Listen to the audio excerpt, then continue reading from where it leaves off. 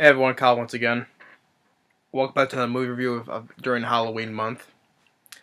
And for and I reviewed one of the episodes of the Goosebumps, because I've been reviewing a lot of the horror films. So, but I decided to review like more of the kid-friendly horror series. So, and last year, like I said, last year I reviewed some Goosebump episodes, and recently I did another one. So now, like I said, I'm reviewing the next one. I decided to do, and it is consider one of the episodes consider one of the best books in the series on Goosebumps, and that is Monster Blood. Got the original book right here, the third entry in the series, and so as well the episode right here, Monster Blood, which is in two parts. Which is the first one is Monster Blood, and the second part two is titled More Monster Blood. So yeah, reviewing both. I'll review since they're in two parts, but I'll review both of them. But yeah, Monster Blood. It's another considered one of the best ones in the series, and the whole concept of the Monster Blood is like a kid's version of the Blob, basically, because it keeps growing and growing and consumes whatever it eats. So yeah, if you're gonna if R.L. Stein like I said, like probably in the past, but great author for kids. Dubbed the Stephen King's of children's books, and if you're gonna take an idea like something from the Blob and do it like a much kid version. So and I enjoy it though. So, but with the episode, you got the characters, Evan, who's visiting his great aunt, Catherine.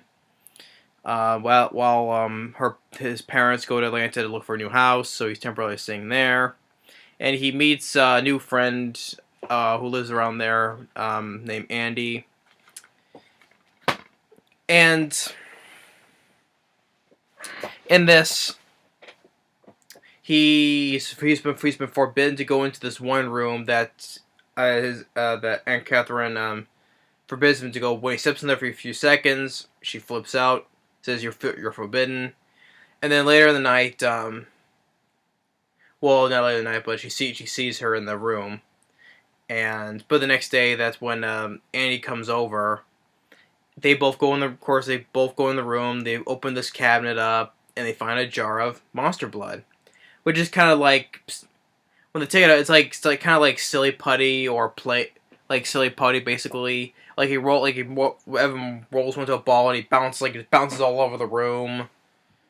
So they decided to give this like a play with this stuff, and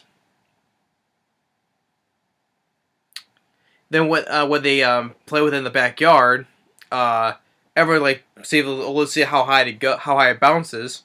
It goes like all the way so very high, and then when it comes back down, his dog Trigger eats it, and then he says, "Oh, what's wrong with him?" He begins to feel a little bit funny, but then later in the night, when he's asleep, because he put it in a small container, it starts being pouring out of it, begins growing and growing. When Eddie shows up, he has her Monster Blood that she took home with her.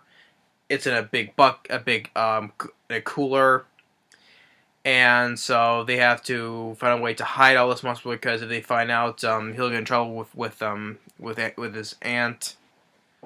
So they decide to move it into the bathtub, and they get in buckets, and then putting it into the bathtub.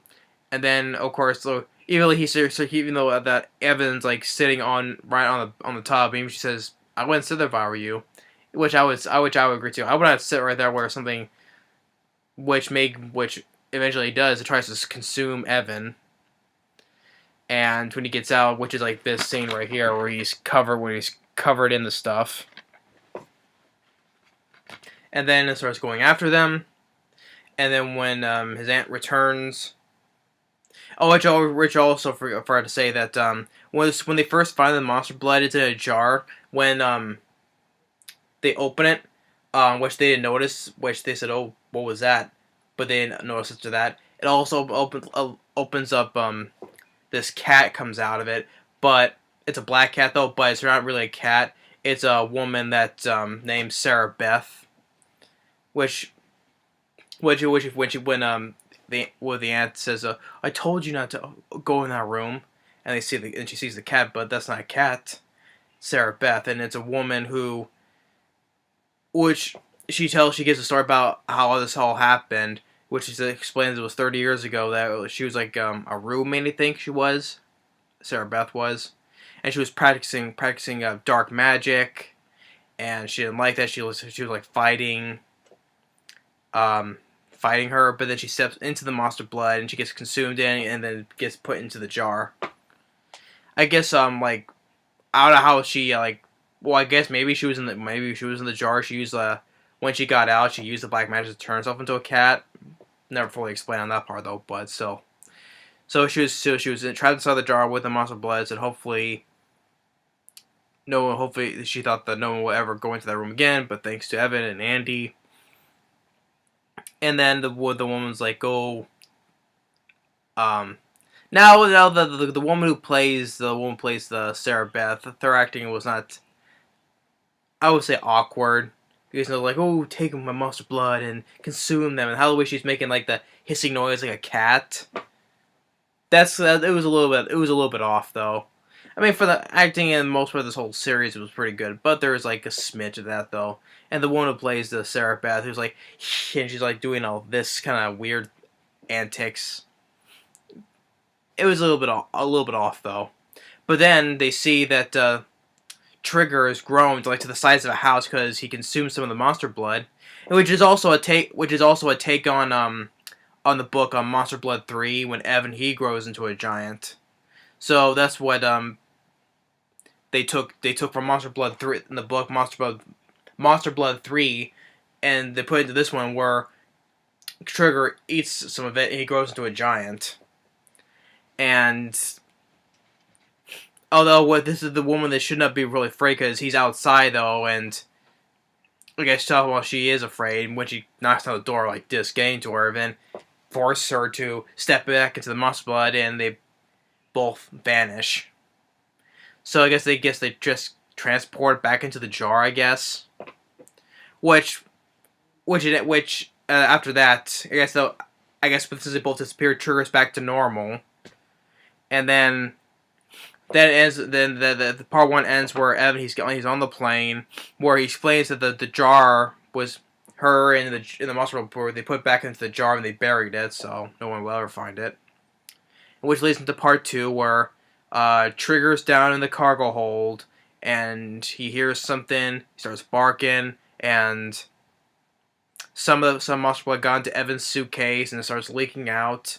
And that little bit of music that was playing at the end of that part 1 was I did like, and I was like, I forget, I can't play that part, but that little end music there for that when it says "to be continued," as if the monster was leaking out of the suitcase. Now the first part I did like though, because hold on. Because of how it shows that trying to explain again. Even though they notice how this thing is growing, he's trying to do his best to hide and get all this stuff under control by trying to move all this stuff to the bathtub, etc. Though, but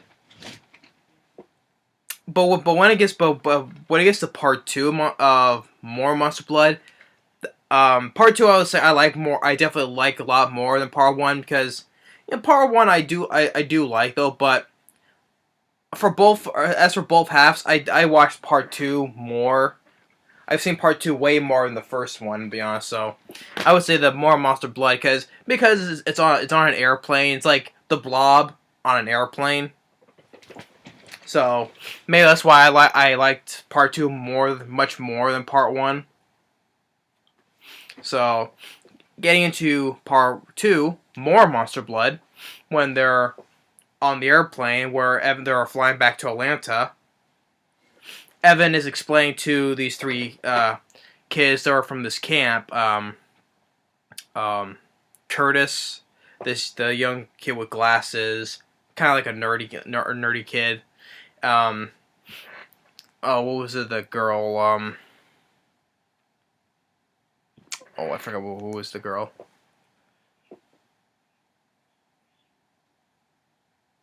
I think it was like what was his name? K, I forget. And then the other guy who was sort of like the little bit of the bully, but he's not though. Named Conan. He explains about what happens because he he's been explained to these people these kids on the plane. So basically, the whole part one was kind of a flashback because he's been narrating like from the start of the first episode and up to the end. So that's all like it's called like one big flashback because he's been talking about this how all this stuff happened. So as the plane takes off, the monster blood is out of Evan's suitcase, and one thing leads to another is that one guy, one of the workers there on the plane, one of the stewards, he goes down below, sees some monster blood on some of the stuff, and when he reaches down for it, I guess it's kind of like a little bit of a take on the of the Blob. Well, for what I remember, the 1988 remake. You know how in the movie theater booth, how the Blob was on the ceiling, where that guy was like melted in. I thought it was sort of like, from my perspective, it was like a take on that because the guy with he has a flashlight, he looks up, there it is on top of the ceiling, and he screams, ah! Then a blob starts dripping onto him and gets consumes him as well. So that has to be like well, they probably didn't think about it. For me, it kind of was like a bit of a take on the 1988 version of the Blob. So, and then it cuts to like Curtis. He jumps up because Conan put like an ant on him to scare. Which, of course, you wouldn't do this kind of behavior on an airplane, but still. Then you see that one ant eats some of the monster blood.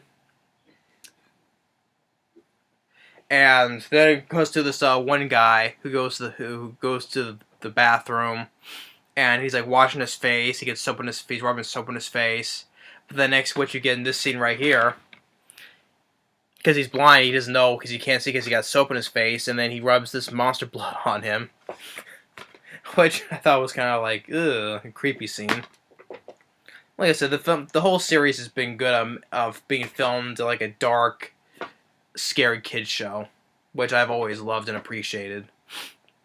Yeah, so he's rubbing that mustard hole in his face, and there's a line forming outside, and Evan sees and hears sees the monster seep out of the door a bit. He tells the stewardess there, but no, they don't believe him.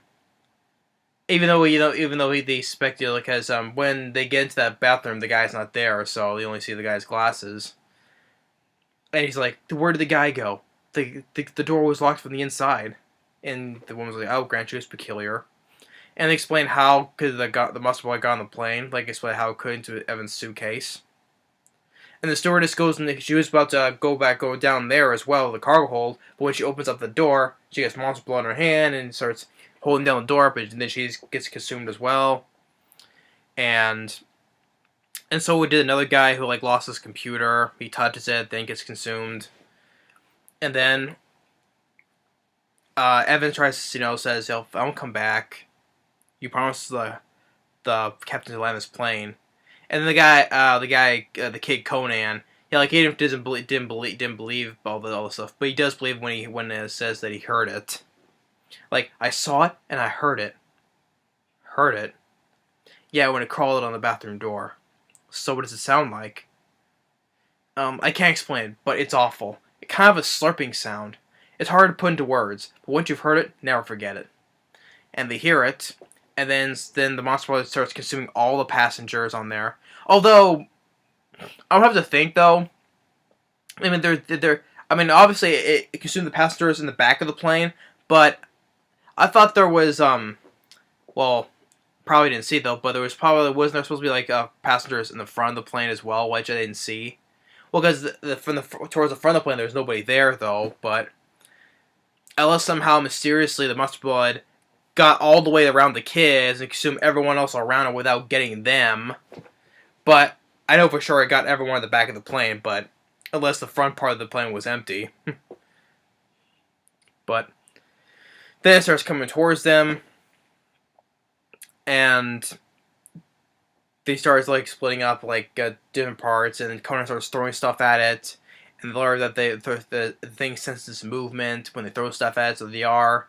And then Conan throws like a tray of airplane food, and once it eats that, the monster blood spits it out.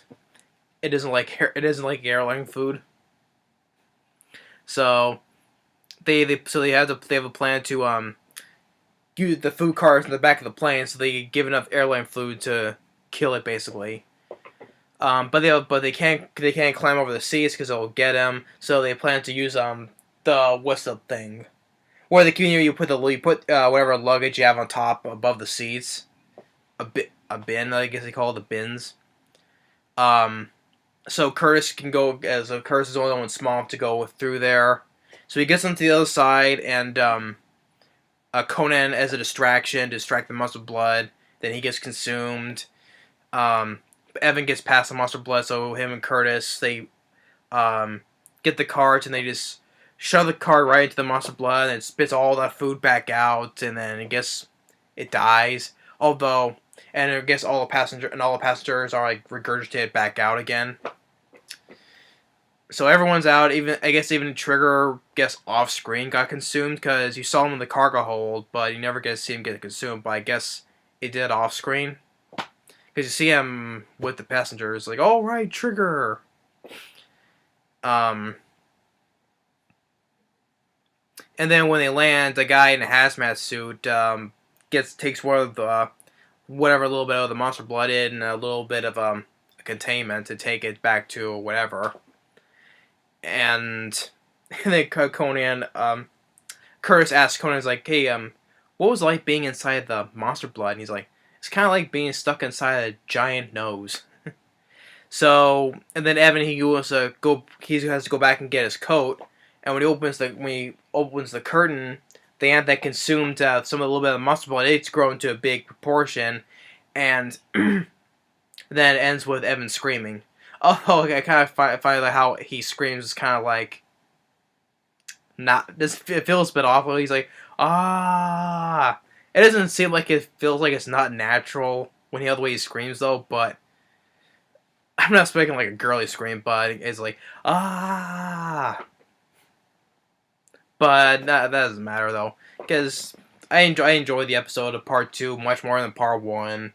It's like simply like the fact because it's like the blob on an airplane, which I don't think because with the blob it's always been on the town though, so I thought it was like a cool concept. Which part 2 is not based on any book though, but it just continuing on from part 1 though. But I just like the fact that it was like the blob on an airplane.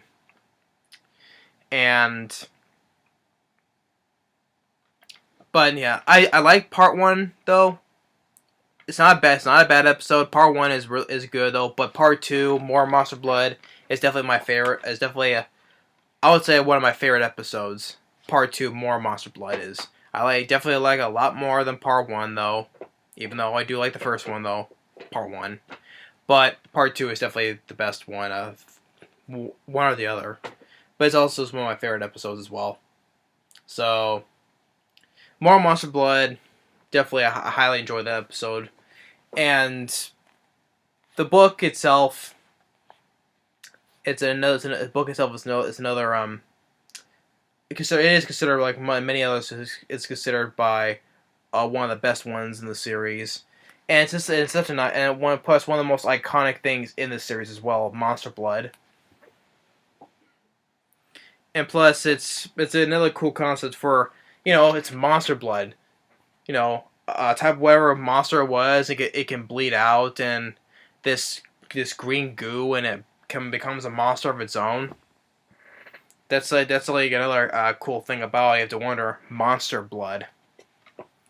So yeah. So the first part, Monster Blood, or Monster Blood Part 1, is good, but more Monster Blood is definitely I highly enjoy. And of course, on this one, are back, which is How to Kill a Monster, which I've already reviewed last year, and I just reviewed The Girl Who Cried Monster. So that's it for this DVD here. But yeah, More Monster Blood is definitely a favorite episode of mine. Part 2, I should say. But Monster Blood is definitely one. It's also considered one of the best ones in the series. Definitely, especially the more iconic of the Monster Blood itself. So yeah, so that's my episode review for Part 1 and Part 2 of Monster Blood. First one's good. Second one, Part 2 is better. But anyway, that's me though. But anyway, thanks for watching. Stay tuned on the next more reviews for the month of Halloween. And we'll see you later.